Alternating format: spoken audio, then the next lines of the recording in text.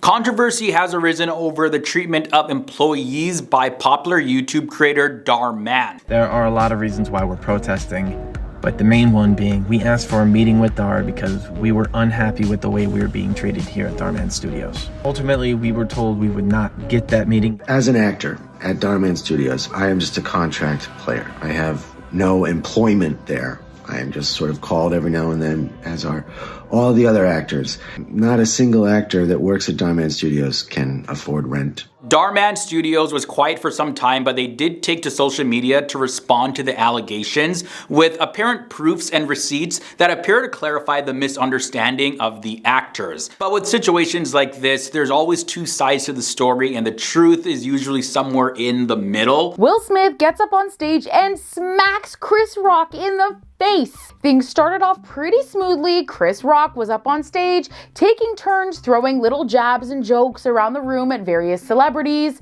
I mean, that's kind of his role there, right? I mean, to entertain the crowd with his comedic talent and keep the show moving along, but everyone having a great time. Will Smith got up from his seat, paraded onto the stage, and smacked Chris Rock in the face after he made a joke about Jada Pinkett Smith, which clearly was not well received by the couple. Chris had made a comment about Jada's shaved head, saying, "Jada, I love ya, G.I. Jane 2, can't wait to see ya," which got some groans from the crowd, and he just sort of shrugged it off. But Will didn't seem too happy with that, and it looks like he may have initially attempted to laugh it off, but Jada, who has been public about her alopecia diagnosis for a good while, was not impressed. And of course, in defense of his wife, he probably felt like he had to do something. And Will could be heard shouting, "Keep my wife's name out your effing mouth," to Chris. Jeff Bezos posts his not-so-subtle words of warning wisdom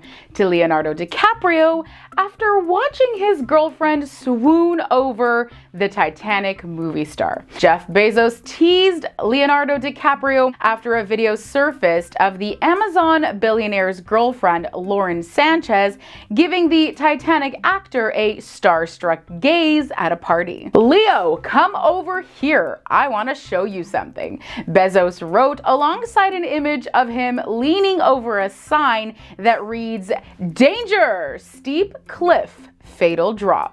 Bezos' tweet came in response to a video shared by Barstool Sports that showed Bezos and his girlfriend Lauren Sanchez at the LACMA Art and Film Gala in Los Angeles, speaking with DiCaprio. Barstool even teasingly titled the video, "Leo is Mr. Steal Your Girl." Sanchez appears fixated on DiCaprio as he speaks to her and her hubby. Bezos looking like Leo about to send him to the bar to get him and Shady drinks. Rule number 1 is never introduce your girlfriend to Leo DiCaprio, commented another user. Another said, "Richest man in the world and your girl still choosing." And lastly, we have find you someone who looks at you the way Jeff Bezos' girlfriend looks at Leo DiCaprio. Simon Leve, an epic romance scammer who defrauded women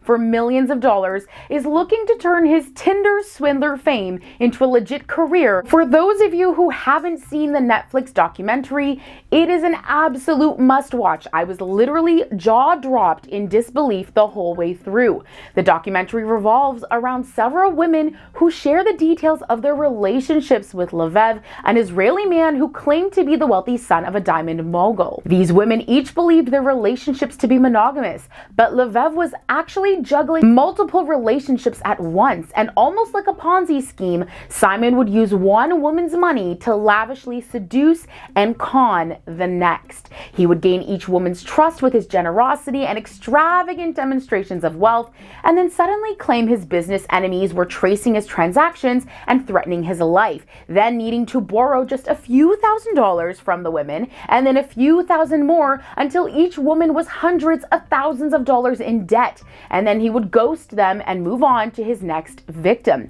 Simon allegedly swindled over $10 million from his alleged victims before his 2019 arrest, which was obviously short-lived. Sources close to Simon tell TMZ he's already signed with a talent manager and wants to write a book, star on a dating show, and host a dating podcast. Yeah, no shocker, the guy's got big plans. This clever con artist is claiming the Netflix show got him all wrong. Oh, poor guy. And he's just looking to clear his name.